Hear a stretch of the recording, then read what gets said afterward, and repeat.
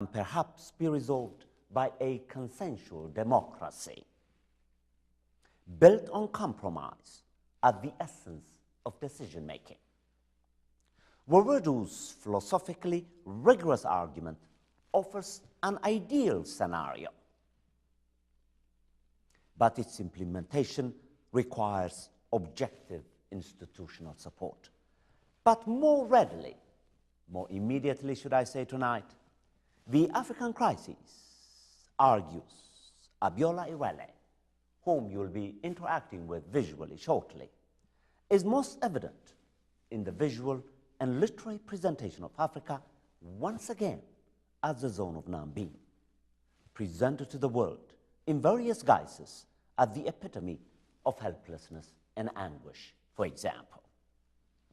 This reality will be well captured, and is in fact well captured, in a special essay written by Irela, where Irela argues, for the Western literary imagination, the condition of Africa is so dystopic that the African self is now a symbol of the worst that could happen to a human being.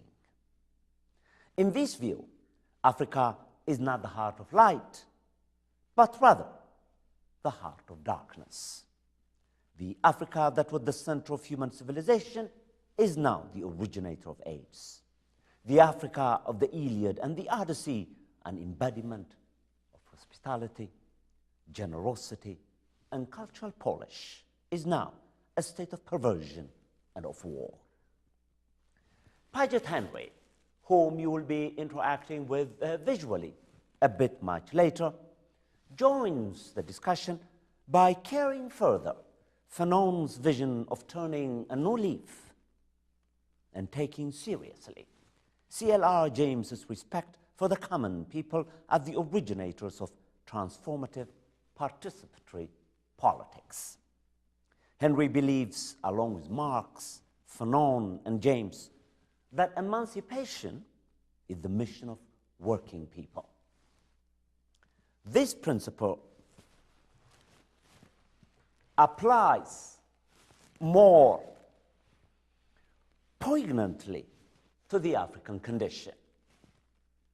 And Nigel Gibson shows, for example, its workings in the revolutionary activity of the Poors of Durban, South Africa, when faced with broken promises, did not want that the African National Congress to organize them, but took law and order into their revolutionary hearts and hands, rejecting the efforts of the bourgeois state to silence them and convert them into docile subjects.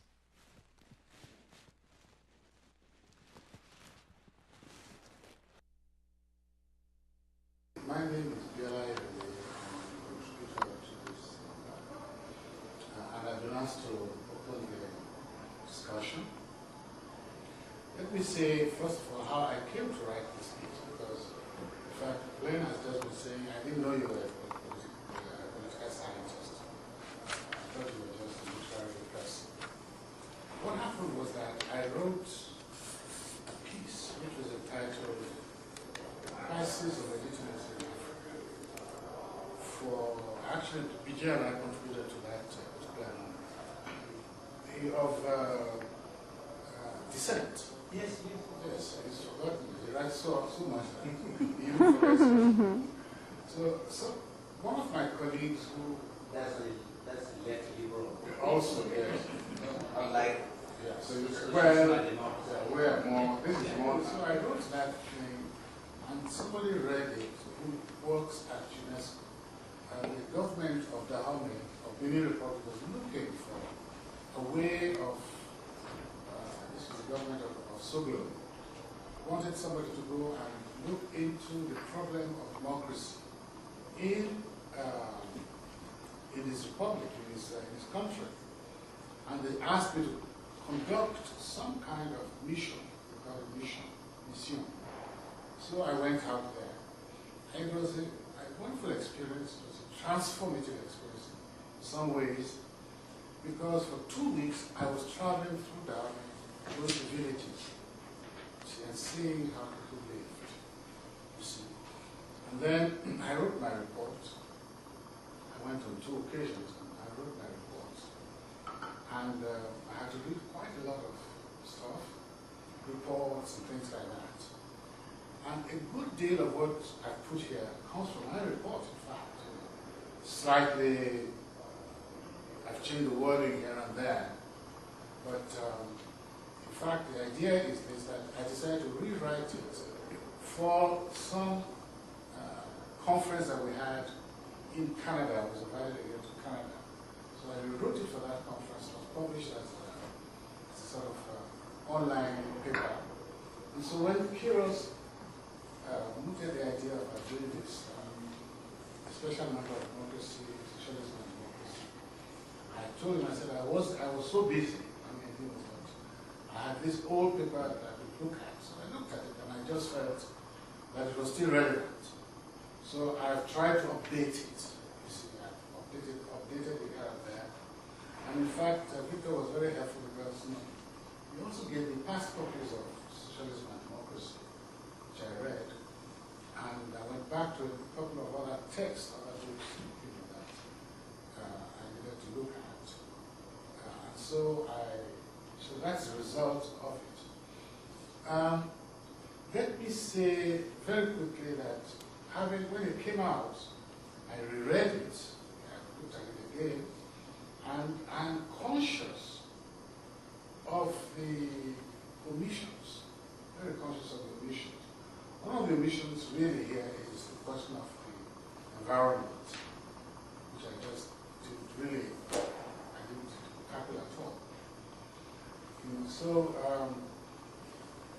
another question that, of course, I could have tackled, and constantly being written by BJ, is the situation of women, for instance, the feminine condition in Africa. These are issues that I'm always being dragged back to that situation, even though I've told my colleagues in women's studies that I should be teaching in women's studies because I have 5 daughters.